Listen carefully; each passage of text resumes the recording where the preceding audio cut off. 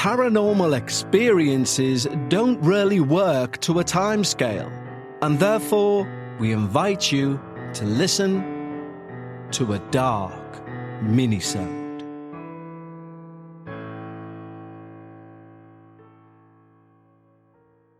Hello everyone and welcome back to this week's installment of our Dark Minisode series for season 21. I hope you're all doing fantastically, and we have a wonderful submission for today, sent in to us by our wonderful listener and Patreon, Lee.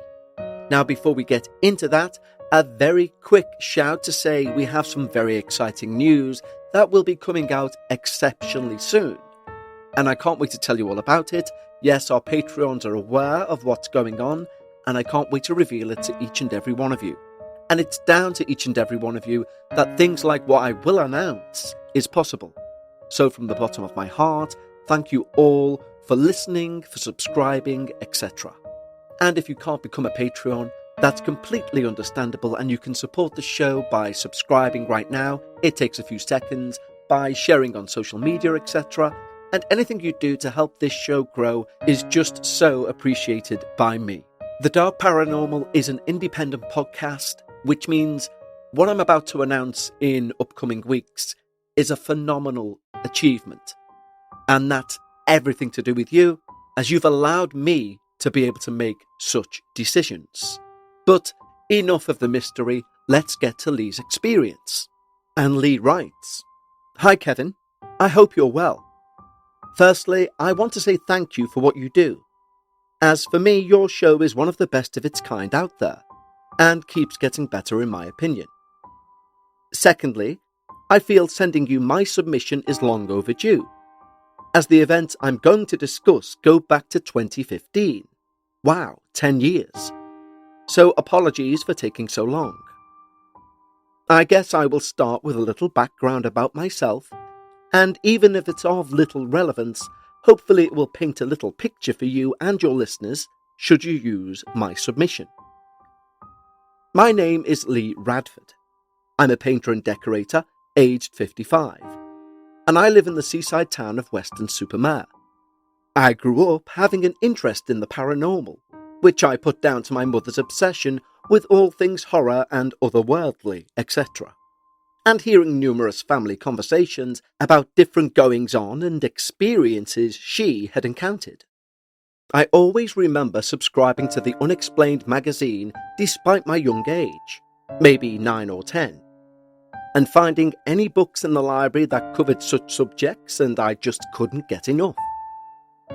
As I grew and the years went by and I entered into adulthood, I often remember feeling almost frustration at times that despite my passionate interest in the subject, I literally had no experiences of my own at all, and I often wondered why. I will state at this point I'm completely fine with you using my real name and details provided, as it's something I'm very open about, and I've shared my experiences amongst friends, family and work colleagues since these events of 2015. I will try to give as much detail as possible. I hope I don't bore people, but I'll try and paint a picture that best captures the background and timings, which hopefully will make some kind of sense. So I went through a messy divorce in 2013, and I unexpectedly found myself having to build a brand new life after a long relationship and marriage. It was at the end of August 2013 that I found what to me was almost a dream home. I couldn't believe my luck, and it really helped in moving forward with my new life as a single man. It was what's known as a dormer bungalow, which was built around 2004, I believe, so pretty recent history-wise, and it was built to a pretty high quality specification. I felt genuine happiness with my new situation, which I wouldn't have believed was possible only a few months earlier. However, within 3 weeks of moving in, I found myself in hospital and having surgery. The timing couldn't have been any worse, obviously. And being self-employed, it was quite a worry with all of the time then required off work following, etc. Eventually, life settled down with its normal ups and downs, and I was really enjoying my life in this new property. Jump forward to early 2015, and once again things became difficult, and my health issue was as difficult as it ever was previously, and was becoming a bit of a worry. Then, out of nowhere, I get a phone call from a close friend of my mother's, who is a naturally gifted psychic, and despite not openly advertising the fact, she's had a long track record of working with various police forces and other such agencies. And I only got to know all of this due to the long-standing friendship she had with my mother over the years. She said to me she wished to come round and have a chat if that was okay, to which I was of course more than happy to do so. Long story short, my doorbell rang a few days later.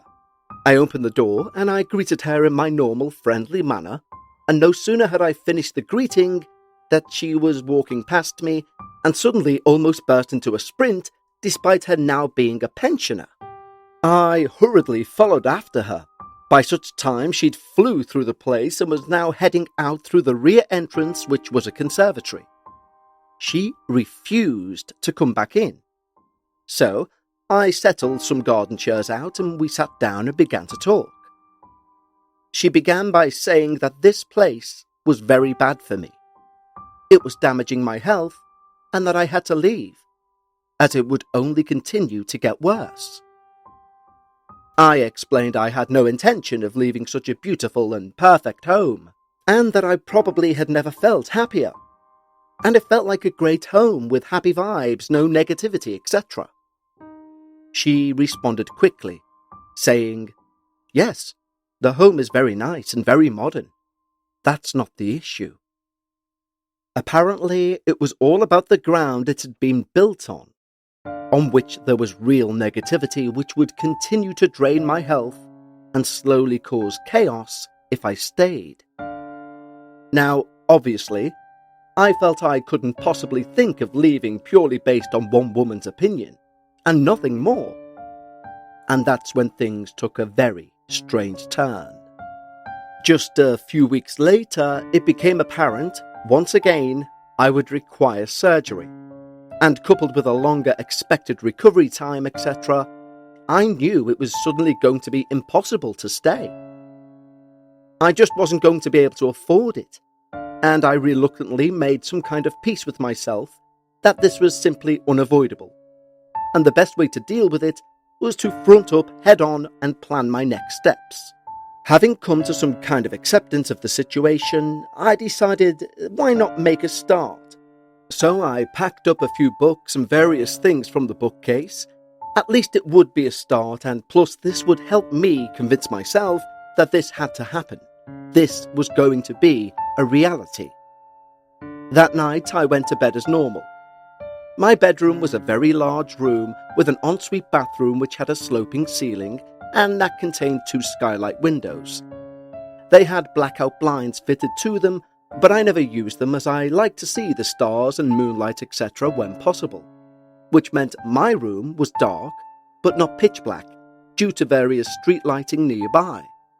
I was positioned on my back with lots of thoughts running through my mind and decided it was time to turn over and try and settle down on my right side as I always did when getting ready to sleep.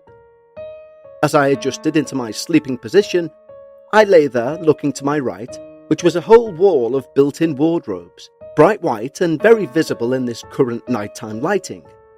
And there, in my full vision but just slightly to the left, was a full dark figure about 6 or 7 feet tall. It seemed to reach a height from where the ceiling started to slope upwards. Due to the amount of light in the room, I could clearly make out that despite seeing no human-like details, other than head, arms and legs, it was completely motionless, but appeared to be constructed of what I would describe as a mesh or wicker, and have always described it as a wicker man or figure. Bizarrely, given the total weird situation, I wasn't afraid, and I lay there for a few moments trying to make sense of just what I was looking at. Suddenly, without any warning, it raised an arm and swept it towards me and down over my head. And that was the last thing I remembered, and I was out. The next thing I knew, I was opening my eyes and it was morning. It being springtime, there was lots of natural light now flooding the room. There was nothing visible to show for my experience the night before. But for me, this was only the warm-up for what I feel was the main event. Although I've never really been able to make any sense of what the experience meant or was truly about. Personally, I can find it really hard to focus, and as a non-drinker, I can also find it tricky to try and wind down. And how you go about finding your personal vibe is your individual choice. Do you know there's a 100% American farm-grown online cannabis company that ships federally legal THC direct to your door? And they found a way to combine THC with carefully selected functional ingredients so they can target nearly every mood and health concern you can think of. I'm talking about Mood.com's incredible line of functional gummies. And our listeners get 20% off their first order at Mood.com with the promo code Dark Paranormal. Forget one-size-fits-all supplements that just get you high. Mood gummies are optimized so it can take as little as 15 minutes to take you to the mood you desire. Like the Mind Magic gummies for creativity and focus, or PMS support to ease cramps and balance mood swings. And there's a plethora of other gummies for you to find your perfect mood. These days we all know gummies just to get high can be bought from just about anywhere. But Mood have changed the game by combining premium federally legal THC with targeted botanicals to help you get in the perfect mood in as little as 15 minutes with no dispensary lines or no awkward conversations, just better days and nights delivered discreetly to your door. Best of all, not only is every mood product backed by a 100-day satisfaction guarantee, as mentioned, our listeners can get 20% off their first order by entering the promo code Dark Paranormal. So go to Mood.com and find the functional gummy that matches exactly what you're looking for and let Mood find your perfect mood. And don't forget to enter the promo code Dark Paranormal for 20% off. Now, due to this being 10 years ago, I can't be 100% accurate on the next event. But if I were to say 2 or 3 days later, then I feel I'm not far out. 3 months previous to my first experience, I decided I would treat myself to a professional dartboard and cabinet, which had always been something I had enjoyed. And now I had the time and space to position it within my bedroom and indulge in it whenever I fancied. I bought myself some real quality darts, which lived stuck in the board whenever they weren't in use. So, 2 or 3 days later from seeing this mesh Wicker man, around mid-morning, I'm in the ensuite shower. I finish my shower and turn it off, fling the double shower doors open to reach for my towel from the towel rail. At that moment, I hear the unmistakable sound of what I know is my darts hitting the floor in my bedroom. I stand there for a short moment, trying to make sense of just what I was hearing. I then dashed out into the bedroom to find all 3 darts now laying on the floor. 1 stuck in my carpet and the other 2 laying flat. My brain worked overtime, trying to think how that could have happened. In 3 months, a single dart had never fell from the board. And now, all 3 at once? I was thinking maybe it was nearby heavy traffic, or possibly a rare and sudden changeable atmospheric condition. But it just seemed really odd. So I proceed to pick the darts up, and I throw them one by one back into the board, despite being totally naked and laughing at myself at how bizarre the whole situation was. I then returned to the ensuite and wrapped a towel around myself. Due to the ensuite also having a sloping ceiling, I had to bend down to clean my teeth, and lowered onto one knee. Once again, I heard the sound of my dart hitting the floor. 2 this time. I rushed back into the bedroom to find 2 darts laying flat on the carpet. I spoke out aloud this time and said, "If you're trying to get my attention, then you're doing a good job." I then pushed them into the board as hard as I could by hand, until they could literally go no further into the board. I finished my routine and got ready and went downstairs to make my cup of tea. and then proceeded to walk through the lounge, heading to the conservatory and exit to the garden to enjoy my tea.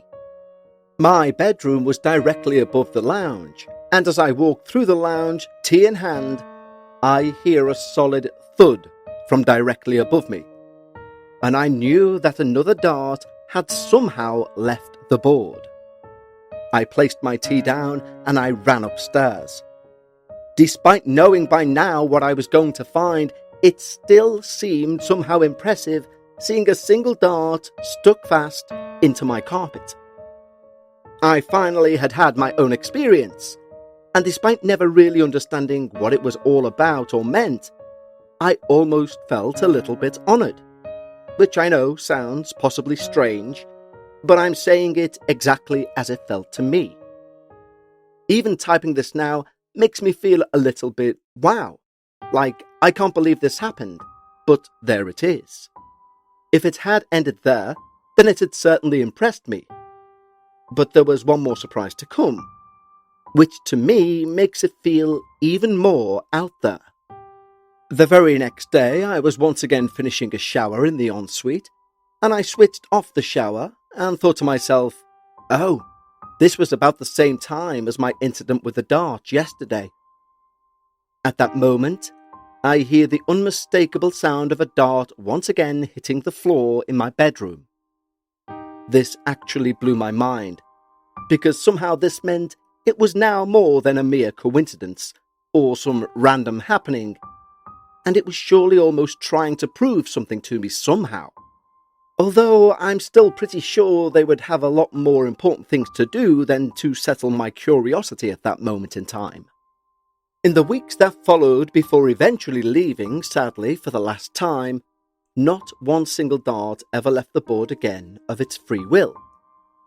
Like I said at the start, despite my many years of interest in the paranormal, I can make little sense of my experiences.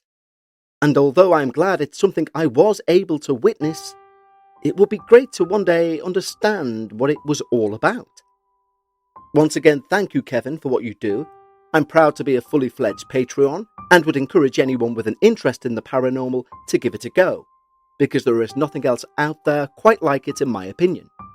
Kevin, if you need any more information on my experience, please don't hesitate to let me know, as obviously I'd be more than happy to help in any way I can. And as I said, feel free to use all my information enclosed, including my name, etc., as I stand by every last part of my experience. Take care, Lee.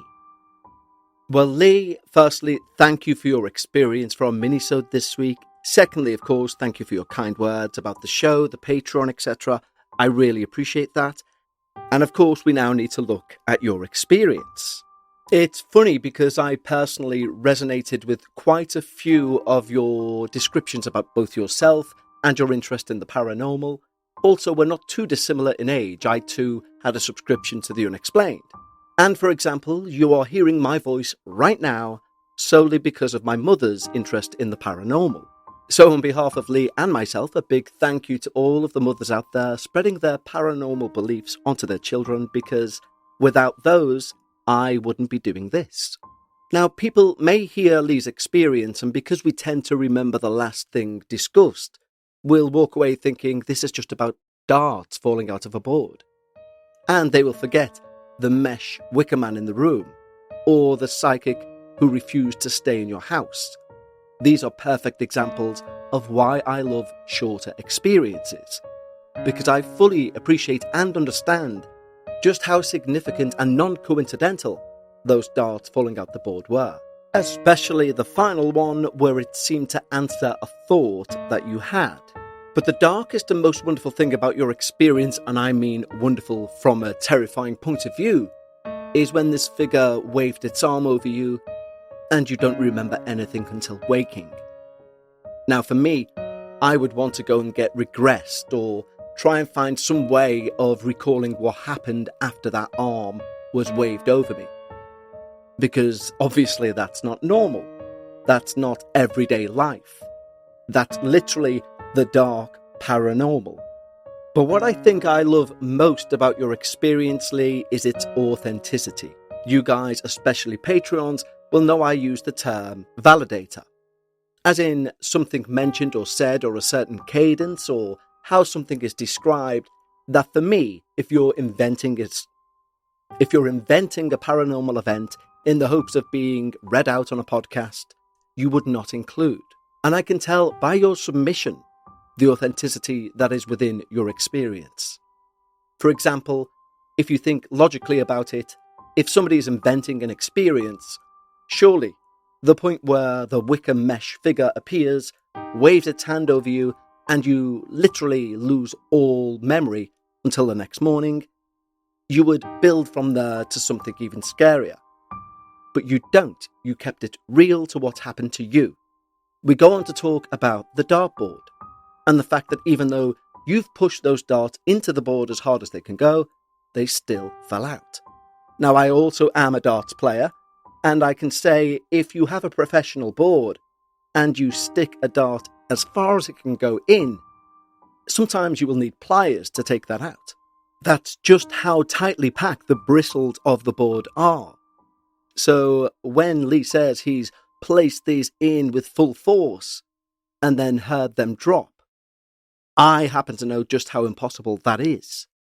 And the one question that we'll never have answered is if whatever was in your house, be it, as the psychic lady said, due to the negative ground it was built on, was powerful enough to do something like that, and it was just beginning, what could have eventually happened had you not moved out? Indeed, what is happening maybe right now to the people who live in that bungalow today. I'm not suggesting you do this, Lee, but imagine if you went and knocked and asked that very bizarre question, which is why I wouldn't expect you to do it, of course, of, I used to live here, have you noticed anything strange? Their response will be intriguing to know. But Lee, thank you so much for providing this week's minisode. It's a lot of food for thought in many ways. And don't forget, if you have your own minisode or experience of any length, just click the link in the show notes or go direct to thedarkparanormal.com and click Submit My Experience. But until next week, stay safe and take care.